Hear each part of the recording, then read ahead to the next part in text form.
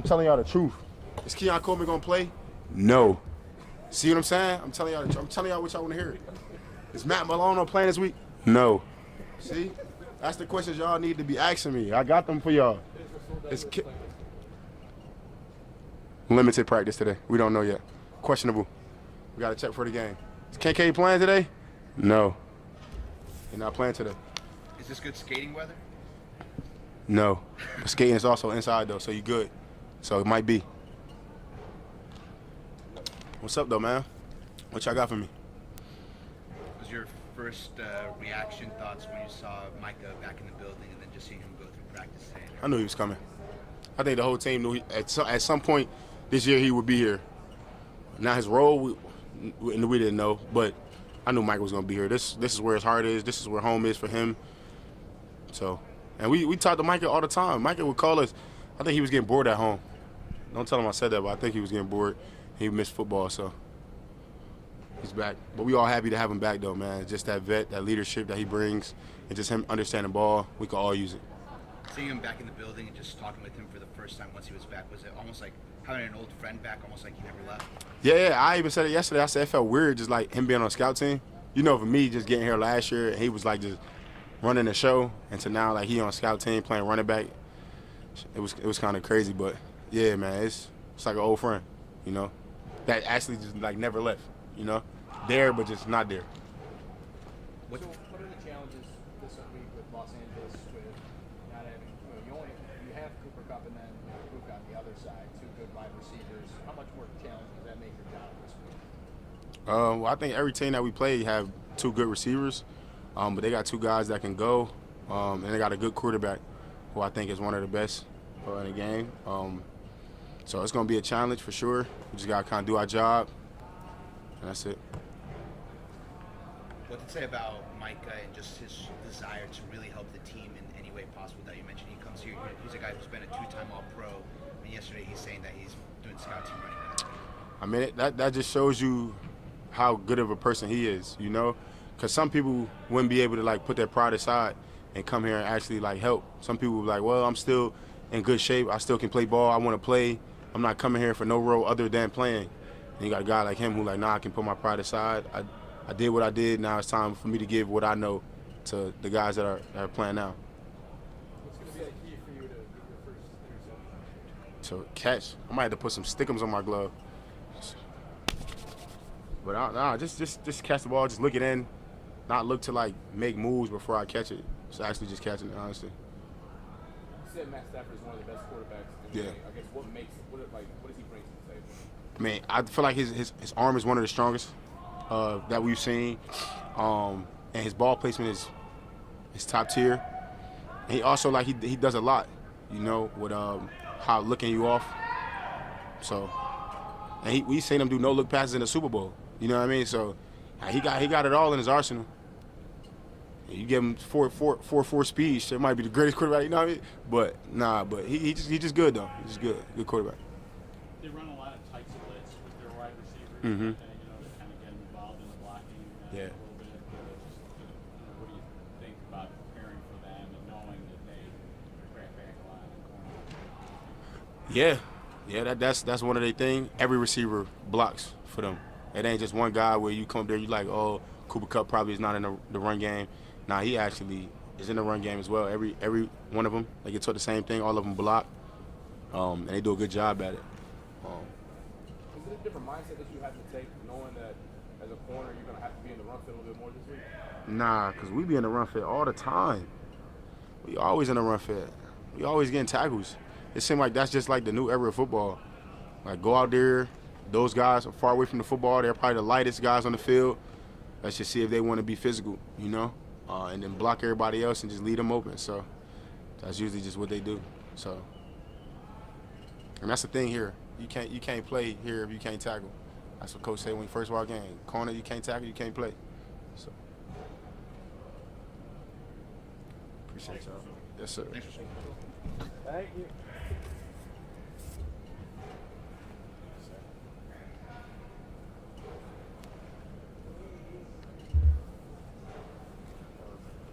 Was it just possible so far? Yeah.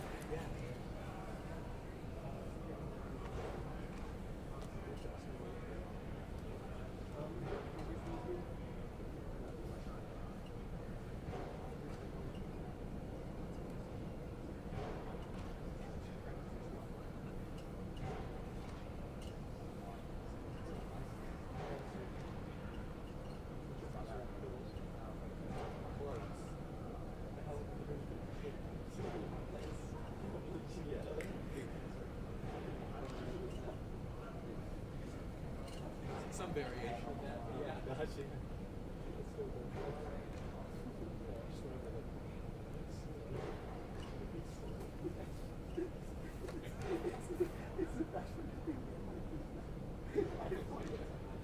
Hey, you can't play for Bills, you can't tap. You can't be in the Buffalo market. You can't end up there.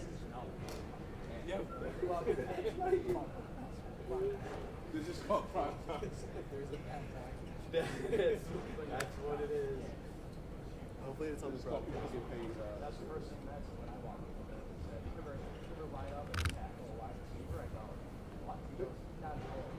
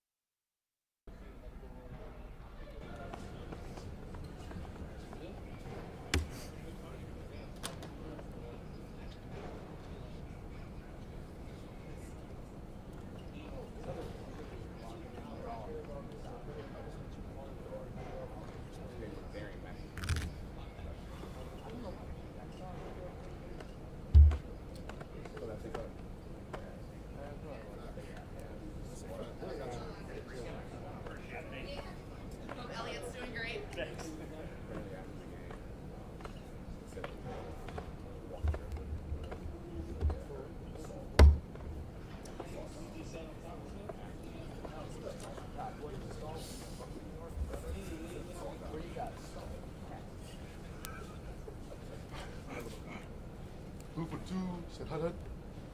Hike. Ooh. Y'all be scared to ask me stuff all the time. Yeah. I don't get it. Very intimidating presence. Golly, right? You never know what you're gonna say. Right. So be careful of what you ask. Okay.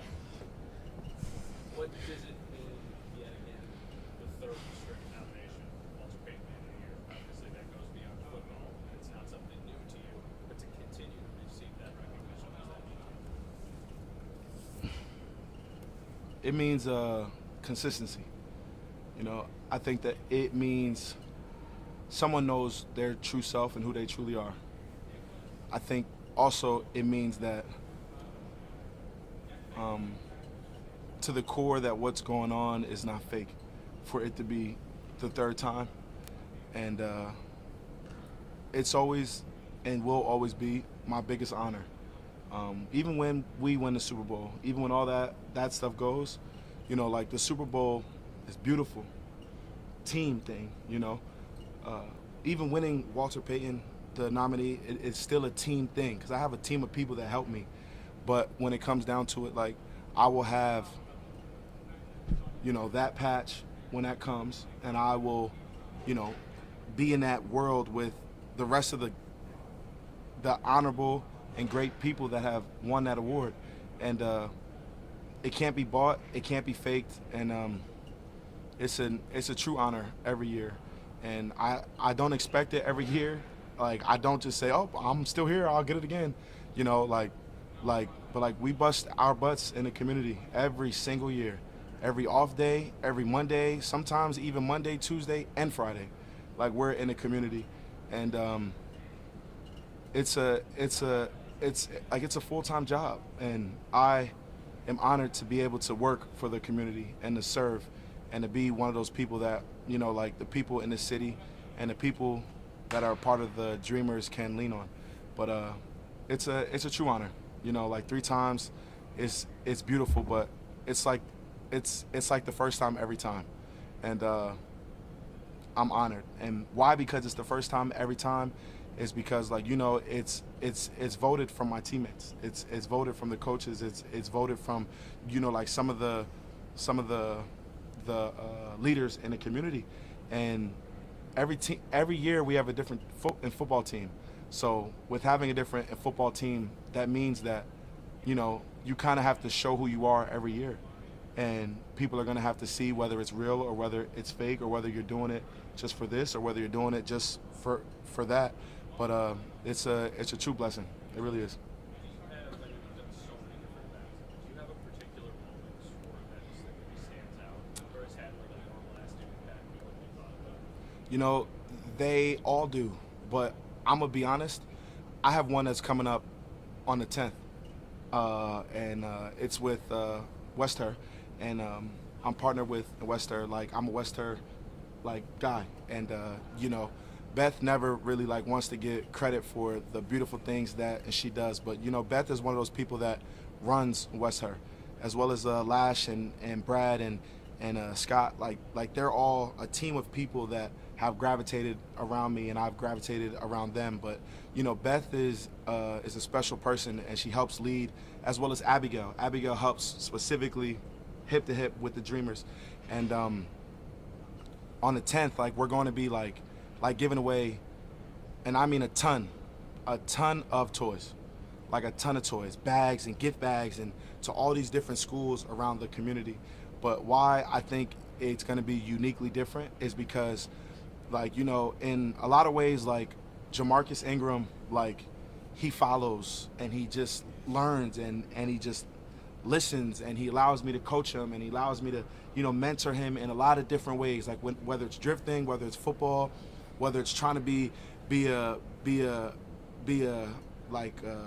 to have a fiance and with having a wife and with being a man, right? Like, he allows me to lead and to tell him things, right? But, you know, Jamarcus just launched a book, and with this book, like, we're gonna put in every single one of those gift bags for what we give away. So we're gonna buy a bunch of books, which will help him and his foundation and his thing, and he will also be able to bless some people with sharing his love with his book to the people that we're showing love to through Western and through what we're doing.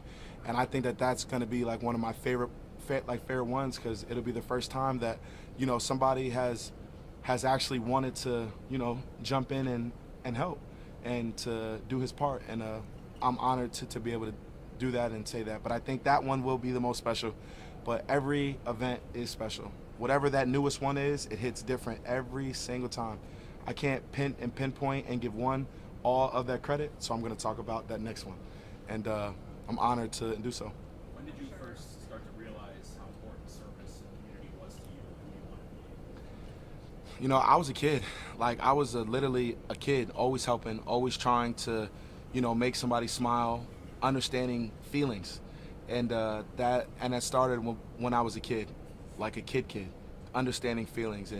And when you understand feelings, then you understand where you need to be or what you need to do for somebody else that might not have a positive feeling on that day. And, you know, like, this is all really just to make somebody feel better and to make their situation better. And with making somebody feel better, it could put a smile on their face if they're frowning. And if their situation is bad, if you do something for them, their situation can get better, which can make them smile and be happy with a better spirit on a daily basis. And when it comes down to life, I just want to see people happy. And if my part in life is to put a smile on somebody's face or wear some Oakley goggles and get a reaction or whatever, like that, whatever that is, I'm happy to be that vessel that I could do so. Well, McDermott told us in the team meeting. And McDermott told us in the team meeting, and like, very small, but it kind of flew over. And then, you know, the team told me, and my team told me, and it was just like, you know, Dion, like don't change who you are, but, you know, congratulations that you're the Walter Payton, Buffalo Bills Walter Payton Man of the Year nominee for the 3rd time, and it hits solid every single time. And even with thinking and hearing it and saying it, like, it's just one of those things that you really cannot, you can't buy. And with being able to have resources to buy a lot of things now in life, you know, like, you cannot just walk into Walmart and be like, I want that trophy, or, you know, I want you guys to say this about me, or, you know, it's just a real thing that I'm thankful for. That far from perfect, and I always need room to grow. And as soon as you think that you might, you know, have it like figured out, something changes and you have to alter. But I've also learned that when you dream, like, dreams are visions in a lot of ways. Dreams, like physical dreams, like when you dream, they're visions. But to have the dreams you're supposed to have, you need to know who you truly are in life. Like, if you fake it, you're gonna have fake dreams. Like, you're gonna be running around, running real fast, and, oh, I just won an Olympic medal. Like, bro, I ain't winning no 400. I'm 340 pounds, right? Like, what you running around for, right? But when you really know your true self, as you rest your body and you dream, your dreams tell you, your brain tells you, and your soul will tell you who you truly are and what you really need to be doing on a daily basis. And at the point that I'm at now, you know, I'm a football player. And I have a mission to help this place win a Super Bowl, which is why I was brought here. But once this is done, I go on to a different chapter. And that chapter is, who knows? But I know that my vision now is I need to be the best football player for 17 and for my coaches, and I need to be the best person for my family, as well as the best person for my community, which I'm a part of. So I just plan on doing my part, but knowing your true self so you can have your true vision, or your true dreams can tell you the messages that they're supposed to tell you, is what I've learned over this journey. And, you know, people are real, and with people being real, you have to understand how to deal with people. There's so many different people. There's white people, there's black people, there's Asian people, there's Haitian people, there's Africans, there's all type of people, and you have to know how to deal with different people and to be able to communicate. Whether you're having a high energy, it might scare somebody away, or you have to go in nice and calm so you can get a message through. But just understanding self and what you have to be at and what tone you have to be at to get the message across. Go ahead, I got you. You mentioned being a part of it. Yeah. You are a part of it too. Why Yeah. is that so important? Just hosting events where you're having that interaction. Yeah. You know, having real Yeah. interactions with people. Well, because I'm really here. I'm really here, and I've been here for 8 years. And I say this all of the time, you know, like I'm from Jersey. I went to school in Philly, but this is the place that I've lived at the longest with being in full control of my life. Like I have kids here. I have a fiance here. Like I have football here. I have my job. Like I've lived in Buffalo 8+ years of my life consistently. When I'm in control, I get to know what gas station I'm going to, whether it's Delta Sonic. Like I know where I'm going. I know where I'm getting my car washed. Like I am in control of my life here at this moment. And this has been the longest place that I've been in control of my life in one place. You know, Jersey, I was a kid. I was underneath my mom and dad's roof. You know, I was under their rules. Now I'm branched out as Snow, right? I'm in control of my life. And that's why, because I'm a real piece of this community now. And it's not, and for fake, like this is really where I want to be. This is really where I'm at. You know, Buffalo is where the Dawkins will be and where eventually I will rest. What was it like yesterday seeing Micah come back? Crazy. What does it mean to you? Crazy. You know, it was insane thinking and always hearing the rumors of Micah might be back. Yo, his locker is still here. What's going on? What's the secret? What's not the secret? Why ain't they telling us? Where's Micah? Where's Poyer? You know, where's the guys? But seeing them, it's a beautiful thing because, you know, Micah is one of those pieces that has been here forever, and he's been a piece of this puzzle. He's been a piece of this journey. He's went through those losses. He's went through the wins. He's went through the heartbreaks. He's went through the snowstorms. He's been here, and to see him back with that Bills uniform on and running out to practice, it's pretty cool. One of the first things that I told Micah was, it took you long enough, and you're skinny. He's too skinny right now. I told Micah, go upstairs and eat some food, bro. Because, you know, like he lives in Cali, so he's used to eating avocados and all this little, you know, apples and all this pretty stuff. Bro, this Buffalo, man.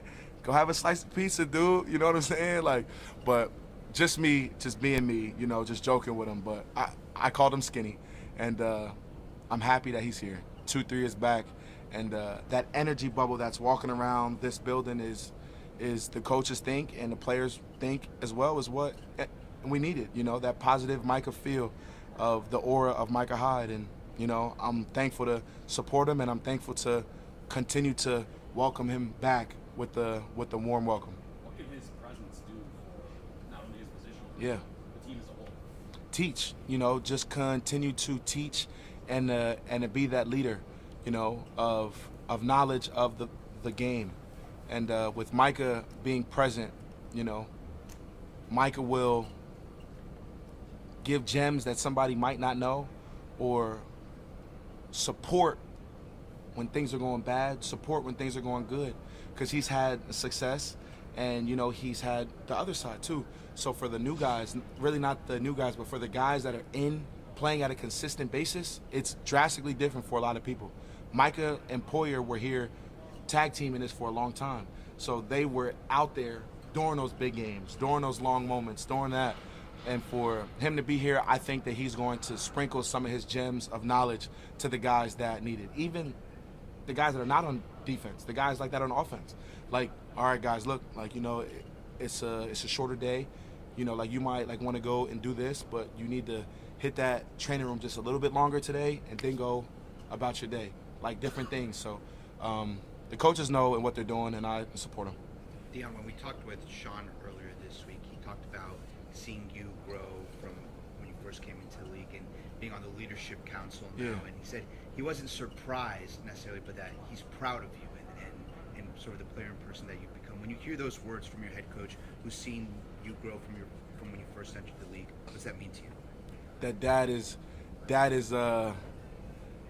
is happy with his son. You know, I'm making dad proud. All right, that's why I think that and that coach thinks, because in a way, like, but like we're coaches' kids, man. Like but like he's birthed me, right? Like I've been birthed in this league through his management, through his leadership, through his coaching. I've only had him as a head coach, so he's the only head coach that I know of and in the NFL, and I just think that he sees it as, you know, a nice hat tip or a head nod that, you know, I did him right. I put him in the right position to win on the field, off the field, as a man.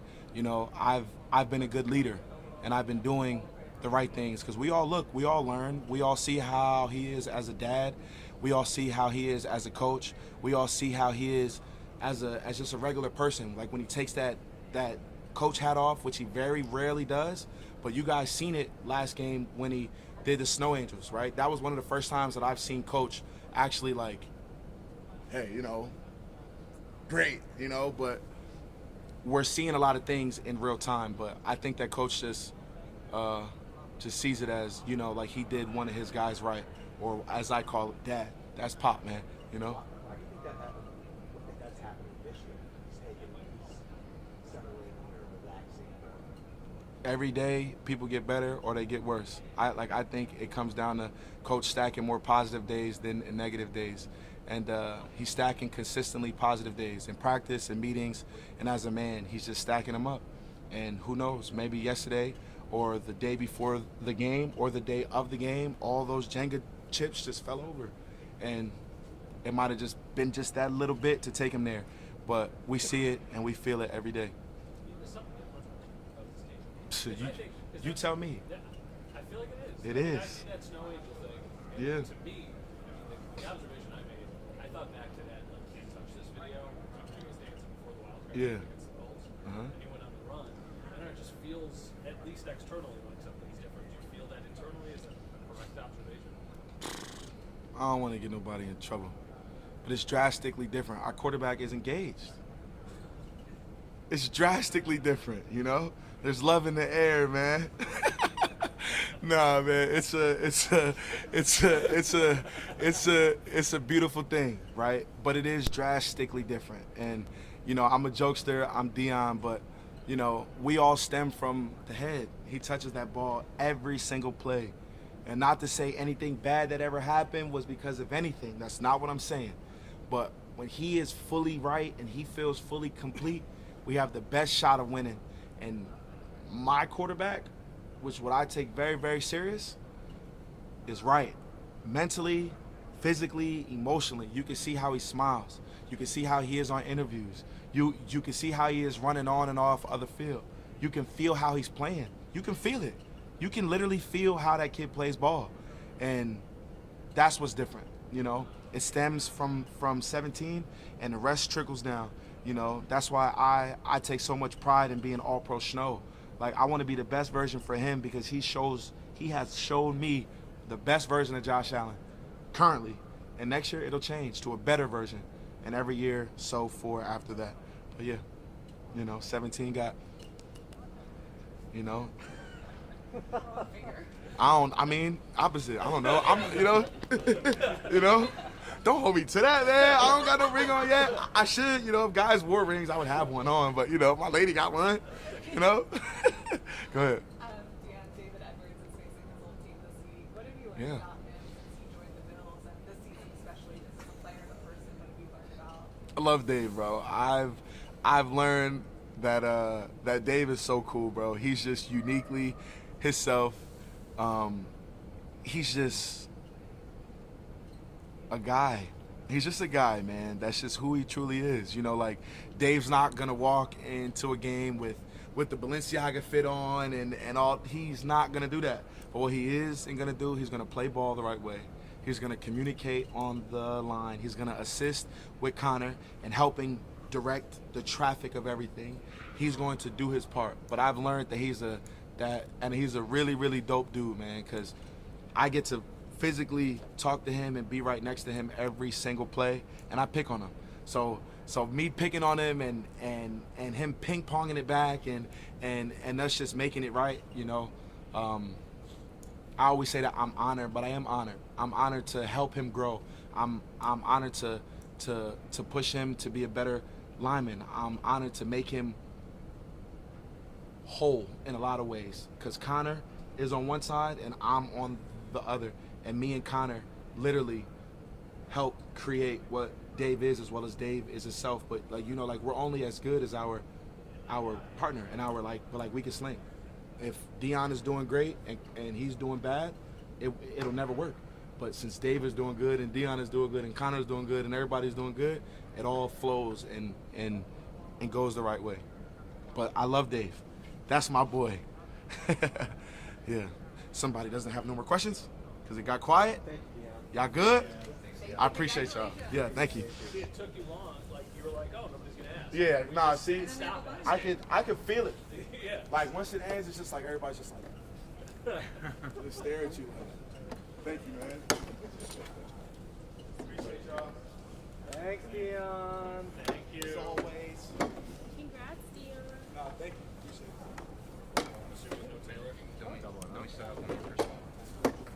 No T-Rat? No T-Rap. Still get to that place you said. I gotta get over there. That taco place in downtown. Oh, La Fiesta Canteen. Just fucking I don't care what you say. The food there is decent. Where? La Fiesta Canteen.